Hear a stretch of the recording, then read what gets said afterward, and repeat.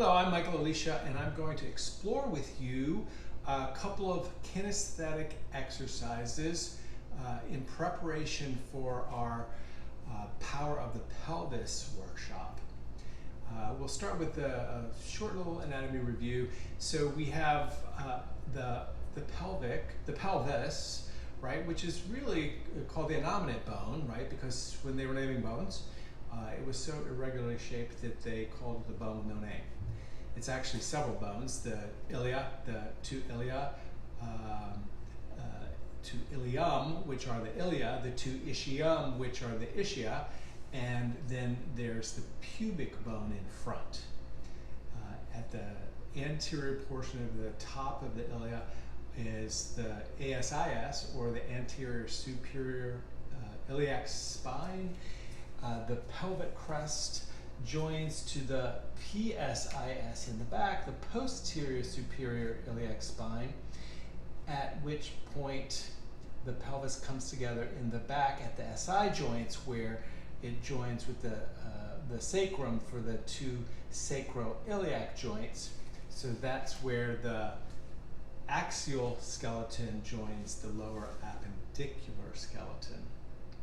So if we take our middle fingers and put them on the ASIS here, and then wrap our thumbs around and try to get around to the PSIS, we'll have a nice firm grasp of the pelvic crest here. And so what we're going to try and do now is just get a sense of what the pelvis does when we approximate the gait cycle. So we'll shift our weight onto one foot, bend the knee a little bit, and then just swing, approximate the swing phase of the gait cycle, such that we swing the leg forward, heel strike, we move through the foot rocker series, and the other leg then swings forward, heel strike, midfoot, toe off, and we repeat through the gait cycle. But it's in this swing phase that we can begin to understand how the pelvis tilts as we walk. So as I move from an extended leg into a flexed, extended hip into a flexed hip through the swing phase, I notice that in extension, the pelvis tilts anteriorly, and then when it swings through into flexion, the pelvis tilts posteriorly, right? So what happens essentially is that when the leg is in extension, when the hip is in extension, the anterior compartment here is stretched and literally pulls the pelvis, pulls the ASIS into an anterior tilt, and then when the hip is in flexion, the posterior compartment is tightened, and that pulls the pelvis into a posterior tilt. So here we have a posterior tilt, here we have an anterior tilt. Posterior tilt, anterior tilt. And that in opposition with the other leg, I get anterior tilt one side, posterior tilt the other side, just like that. So let's see if we can just get a sense of that. So I have my position on my hip, and I'm just going to swing back and forward, and I can really get a sense of the anterior tilt here, the posterior tilt here, anterior, posterior, anterior, posterior, anterior, posterior, right? You also notice that there's a little bit of rotation happening in the hip.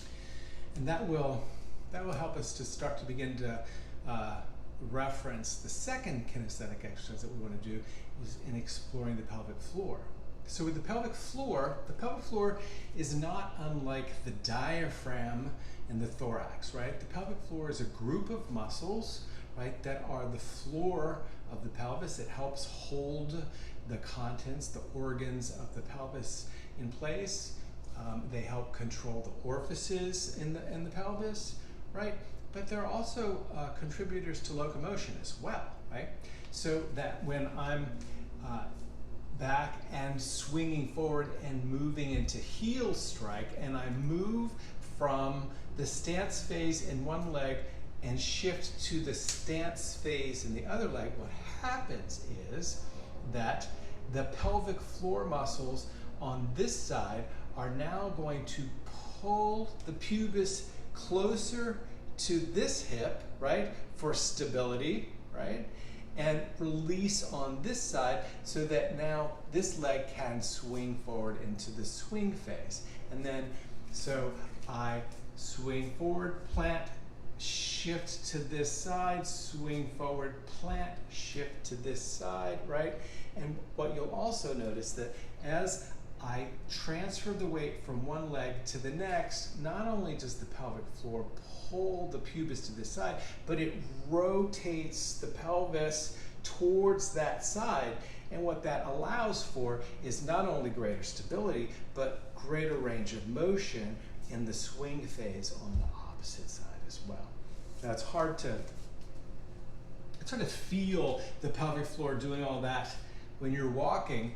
So probably a simpler, easier exercise, pelvic floor kinesthetic exercise that we could do to help us familiarize ourselves with the pelvic floor is just a simple squat, right? So we're going to take a squat stance. We'll take a nice wide stance with our feet, turn our legs out to 45-degree angles, right? And as we squat, make sure that our knees head out over to the second toe so that we don't put too much weight on the medial or lateral compartments of the knees. Now the next thing that we want to do is, this class is called the power of the pelvis. And we say that because I literally mean that all power stems from the pelvis, right? All motion, all locomotion, all power, really in lots of different modalities, whether it's Qigong, Tai Chi, or gait analysis, we begin to recognize that a lot of our power really comes from here. So if we're going to do this squat, let's incorporate that idea.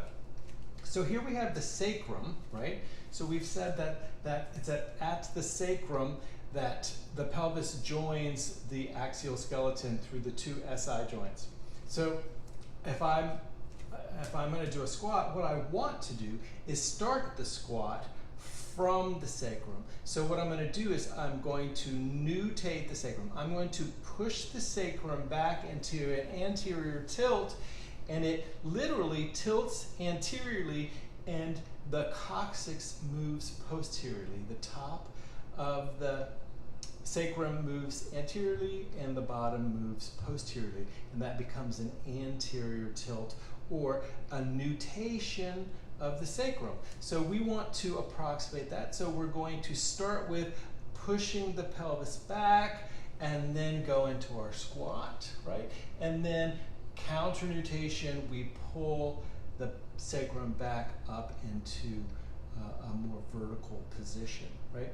So as I squat, I'm nutating, counter nutating, leading with the pelvis, and as I drop down, I can begin to feel my pelvic floor expanding, right? So this sense is part of it is the sacrum moving posteriorly and stretching the fibers in that direction, but it's also the ischial tuberosities are moving laterally as well. As the legs move laterally, so do the ischial tuberosities, stretching the pelvic floor laterally and then back towards the midline. Laterally towards the midline. So here I have this action going this way and the sacrum going back and forward.